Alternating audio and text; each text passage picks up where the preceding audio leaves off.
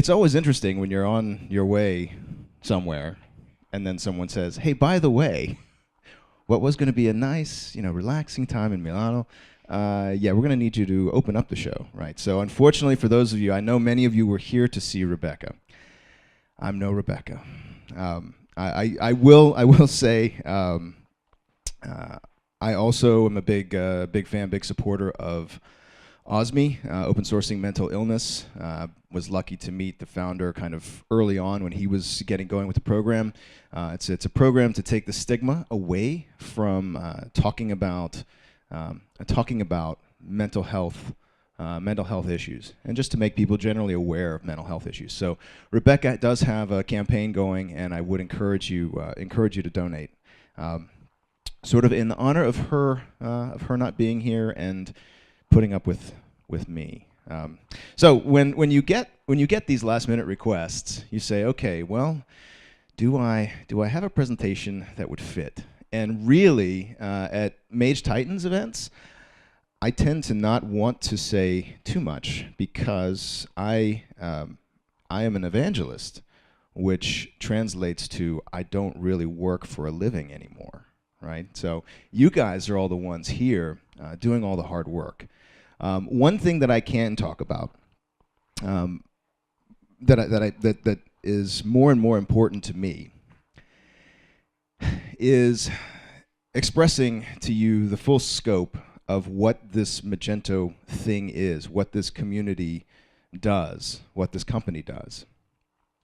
And that's why I came up with this nice ambiguous talk title. By the way, if you ever have to give a last-minute presentation, just give your talk title something ambiguous. That way you can kind of go in any direction. What it means to Magento, and I'll leave it up to you to decide whether that's proper noun or a verb or whatever. But we're going to start back in the beginning, because this is a tale of open source. And so in the beginning, we learned that there was value. We learned that we could have something, and that might be valuable not just to us but to others. So we learned early on the value of not just having things, but of how we might exchange those things. And if you really drill in here, you really get the story. This was actually the original painting. They did some restoration, and it just they lost, I think, a lot of the meaning. Really, it's always fun when you want to talk about commerce, online commerce. This is the great place to start, because as a species we have evolved. We've evolved in this world of figuring out how to exchange things. How to we created currencies. We started with coconuts, and now we have dollar bills and euros. But we've survived and thrived because of this ability to exchange stuff with each other. So, as it turns out, when an entirely new venue showed up, right? So you had some kids at Stanford and some kids at MIT. And the kids at MIT were like, well, I bet those California kids, they've got the really good pot. And so in the earliest days, the nascent internet, right? So this was back in the days of ARPANET. The very first commercial transaction that we're aware of is just, some money gets sent for a little bit of reefer. That's where commerce online started, right? Again, we have survived and thrived because of our ability to exchange stuff with each other. So yeah, before Amazon, before eBay, seminal act of e-commerce was a drug deal. I couldn't be more proud of our Department of Defense for giving us this medium. So it's a good place. It's a funny place to start when we talk about commerce. But of course, exchanging physical goods is not the only story. And that's especially relevant to those of us in this room. Many of us owe our careers to this thing called open source software. And so Christine Peterson, if you do a little bit of the research, you go back and you find out that if you go back far enough, and some of us may remember, there was this whole, there was a bit of a marketing issue with how to market what open source is, because businesses don't like free stuff. They really don't. They want a paid relationship with somebody. They need the metaphorical throat to choke if something goes wrong. But open source, obviously, is one of the most powerful forces in the world. I have a colleague, he's over at Akamai. His name's Davey Shafiq. He has a great presentation on open source and the power and the effect of open source. Now, he gives this presentation in the context of PHP.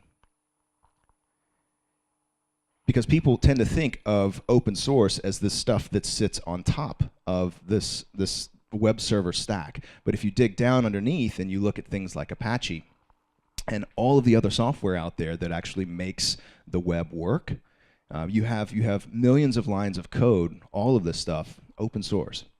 So open source software, clearly valuable, but how do you make it seem valuable?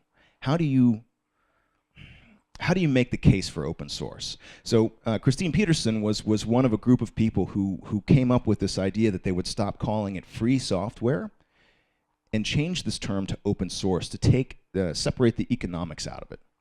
That was probably, in as much as you can identify an important moment in the world of open source, of where we are now, that was one of the most significant moments. Because it became like a rallying cry. It became a term that people could talk about in a business context without introducing the word free.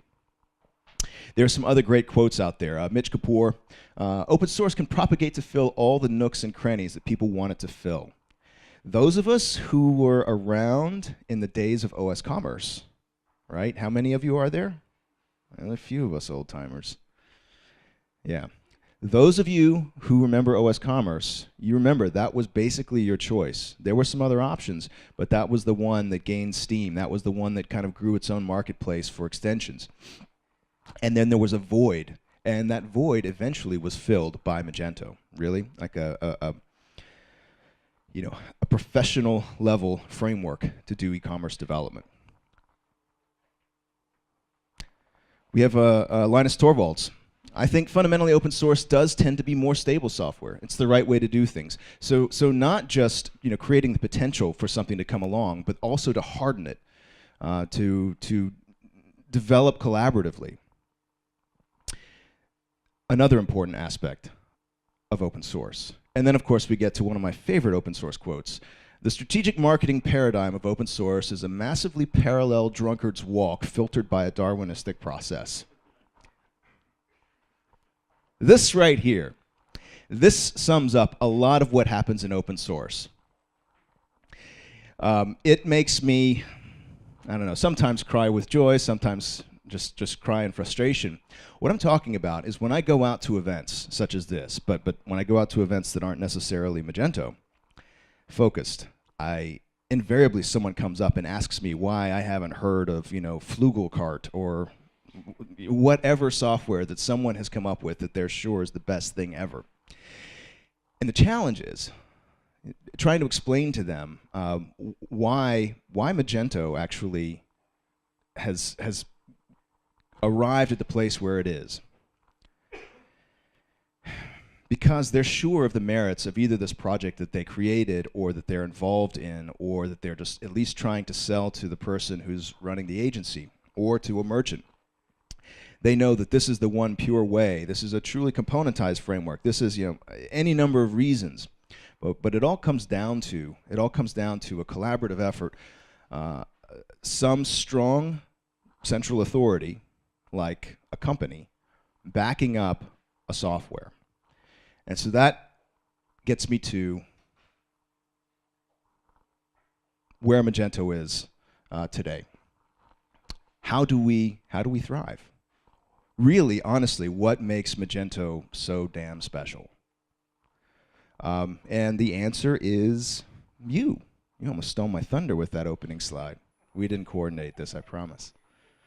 It is. It's literally every one of you. And I'll explain what I mean. You are all sitting here today. It's Friday. This is a work day. as we call it. Yeah, it's Friday. I think I had to check it twice. Some of you were here yesterday. That was a Thursday, by the way. So 2 days out of the work week. And this is something when I'm outside of a Magento context and I'm trying to explain to people this force, this thing that we have, I describe it like this. The Magento world is full of people who Magento after a long, hard day of Magento. I see this when I go out to the Stammtisch in Germany, when I go out to meetups around the world. I am literally I'm surrounded by people who have been at work doing Magento stuff, and then they leave and they go somewhere else to do more Magento stuff. And they do this for fun. They do this for the interest. They do this for the care that they have for the software and for the community. That can't be understated. I think for many of us, it seems normal. Granted, I have maybe a unique perspective on this, but this thing that happens, this is not typical. And so what is it that drives that? Well, it's a shared benefit, right?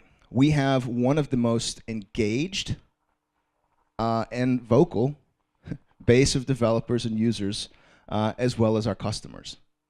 People feel like, or at least I hope you feel like, you can tell us things. You can talk to us. What's important? What are we getting right? What are we getting wrong? Anything that you think of, you should feel like you can come to us. And if something requires effort, whether it's a remediation or it's some kind of new development, we're here for you to work with you and to get that done. For those of you who don't know, and this is always my challenge, is I don't know how many people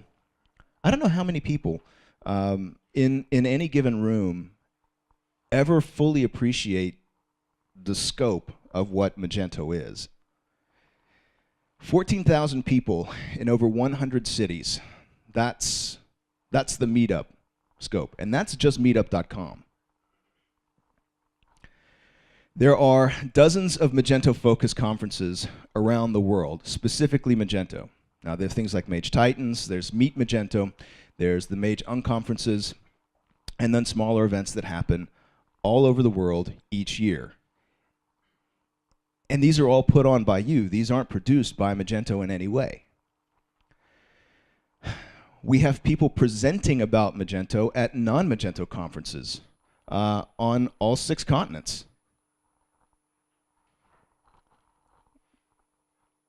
There's going to be a mad gold rush one day. By the way, if someone ever wants to do like a programming conference in Antarctica, there are a lot of us who really want to collect that last continent. But so far, I have been unable to train penguins to do Magento. There's a whole Linux tie-in there, but I still can't quite put it together. This work that you do, all of this effort, and like Andra said, their core competency is not producing events, right? So there's a lot of overhead that goes into that on top of doing all the day-to-day work. But yet people still do it. They find it important, and they involve us. Outside of these kind of gatherings, there's all the work that happens behind the scenes, thanks in large part now to our excellent community engineering team. We have David Manners and Igor Maniello. This is community engineering. How many of you have heard of community engineering? Just curious. Okay. Well, so community engineering is something that Magento should have been doing a decade ago.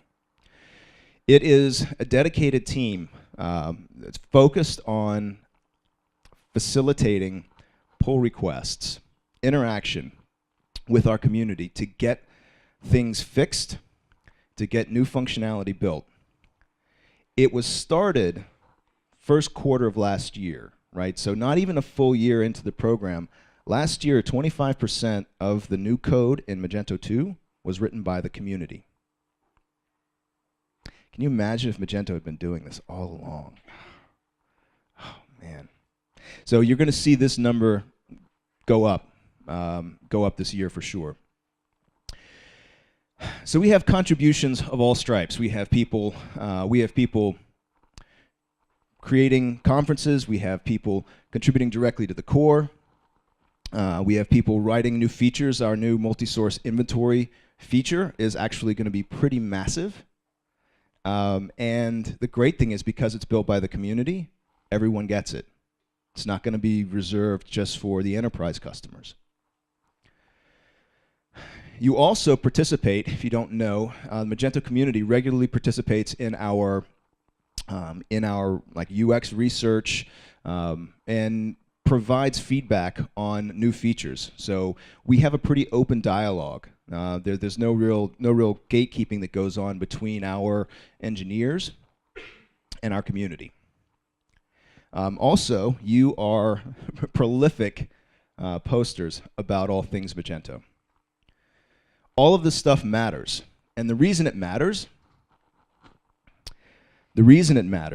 is because there's a whole lot more of you out there that aren't doing this. And I don't know if you can remember the moment that got you here today. I don't know if you know the person that said, hey, this thing is happening and you should be there. Or maybe you just saw it and knew you should come. But there is a much larger population of people working day to day in the Magento world, and they're silent. They're not part of the conversation. That's the number that I want to try and activate as best I can. Now, contribution is not for everyone. Some people, 9 to 5, they're going to go in, put their head down, do their work, and at the end of the day, they're going to go home and do something that's not Magento. And that's okay, sort of.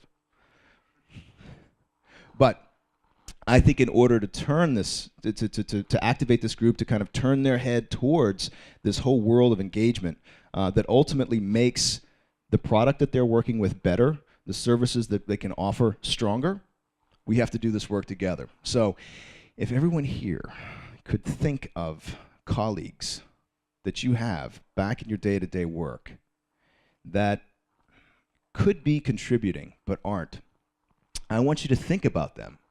People who aren't here, and by here I mean just participating, whether it's at an event, whether it's online, but just people who should be part of the dialogue. If you can, help us to encourage them to engage. It will be worth their while, I promise. Because everyone has something to share. Like, everyone has something that they know. That's one of the things that makes community engineering so wonderful, is people who are really, really good at very interesting things like totals calculations or whatever. You know, they can chime in with their specific perspective, and they can ultimately make that part of our application better. Better than we ever could, you know, sitting in our gilded orange towers, not having day-to-day contact with merchants. So I'm going to share a little bit. Sherry, our wonderful community manager, she was here last year. She tracks a lot of data. She tracks a whole lot of data. And so we have numbers. We're not quite like Facebook. We're not that invasive, but we have a lot of information on who is contributing and how. And so we have over 1,000 people who we consider, you know, who just kind of bubble up as really top engaged contributors across all sorts of kinds of contributions. That number should be much larger given the base of developers that we have out in the world. It should be much, much larger. That's a number that I want to grow on, but that's an organic thing. That has to happen. That has to happen in concert with you guys. So it's in this sharing of our effort, our shared knowledge, that Magento continues to be the successful thing that it is. Because where we are now is good. But if we stay at this current level where we are now, Magento won't be as relevant in a few years. It really is not exceptional anymore that we all work together. It's actually necessary. So if you want to get involved, there's a few places to go. You can start a meetup anytime. We will send you a swag pack to get going. There's a famous saying in the PHP world: if you're in your town and you're looking for a meetup and you're not finding one, guess what? You're the new host. So you can go there, get signed up. We'll pay the meetup fees and get you going. Of course, you can get engaged with our team under at GitHub, github.com/Magento, and then community engineering has Magento-Engcom. Of course, we have our forums. Dev docs can always be contributed to. There is a translation project under Crowdin. And then, of course, one of my babies, Magento Stack Exchange, another place to get involved and help out. So with that said, I will turn you over to all of the rest of the people today who are going to be talking about much more technical, interesting things. And we're going to start with my very, very good colleague and friend, Vinay Kaup. Thank you all very, very much.